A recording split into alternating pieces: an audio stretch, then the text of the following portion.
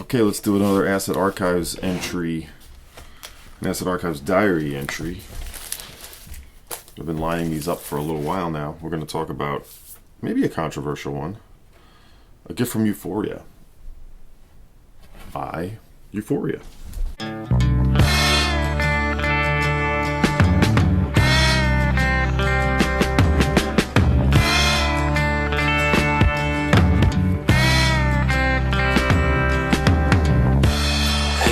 I want you, I need you. You're the only girl that's on my mind. I'd like to call for you sometime this evening, just to let you know that I've loved you all this time.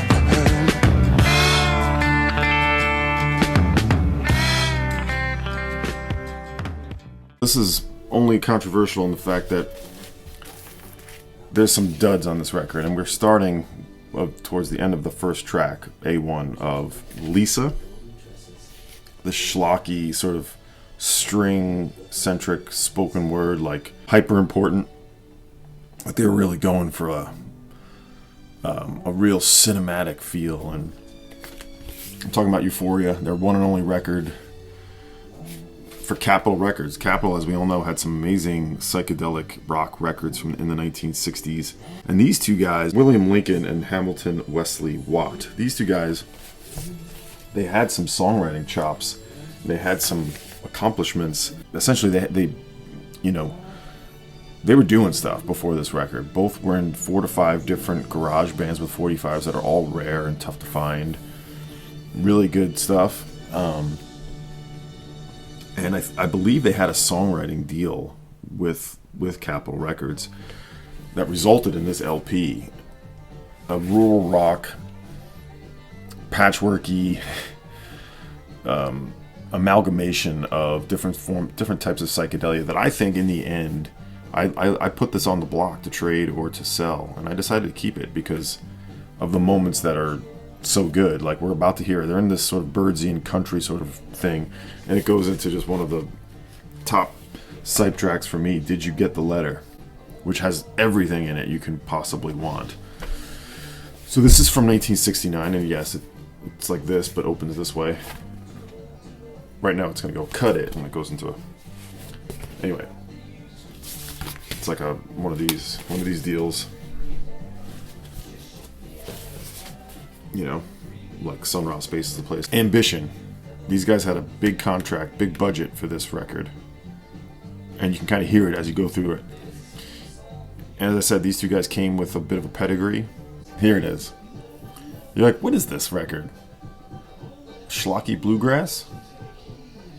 There's a lot of strange decisions made, but it gets in some great territories.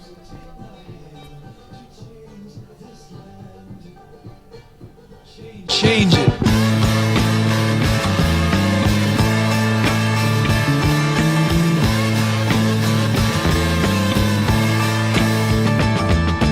Did you get the letter that I left upon the doorstep yesterday? Did you open it and laugh at all the silly things I felt I had to see? I say, who goes there? Tis me, Ralph, of the Royal Canadian Mounted Police, and I've been kissed by the good Afghan fairy. Oh, bless you, child, bless you.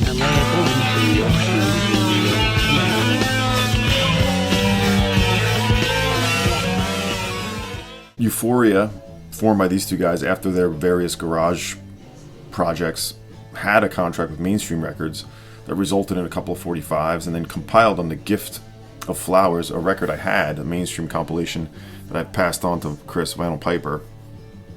So those are really good songs, more on the garage psych side of things, compiled on that Pot of Flowers. But this is their one and only sort of album statement, recorded in 1969. Ambition is big on this, and because of their previous songwriting and chops that they had, they were sort of marked as a songwriting duo to sort of maybe really go places, but they didn't really make it much past this. World, you've let me down again.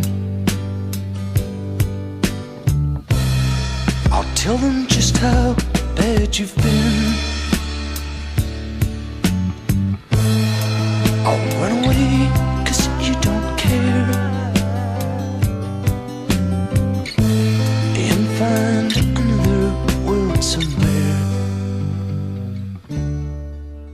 Wesley Watt and William Lincoln. Like I said, there's a few duds, some orchestrated missteps, but there's also some really great sort of psych folk moments, rural rock, tape experimentation that you're gonna hear towards the end of this song. Explosions. I always love when explosions happen. Some great fuzz and really good songwriting on the except for those duds, which there are a couple. I think there's 3 duds. For what this is worth, it's probably not worth it. Honestly, here's some great backwards tape effect here. If you can find this for around 100, I would go for it, but it tends to go up to $250 these days. They didn't really do much else after this, I don't believe, last I checked. But Capitol Records, Puke Green label, Cool stuff. So it stays in the collection right now. And, here's a little nugget. Next year in 2026, I'm going to be really going through all of my psychedelic records. Psychedelic rock records in particular.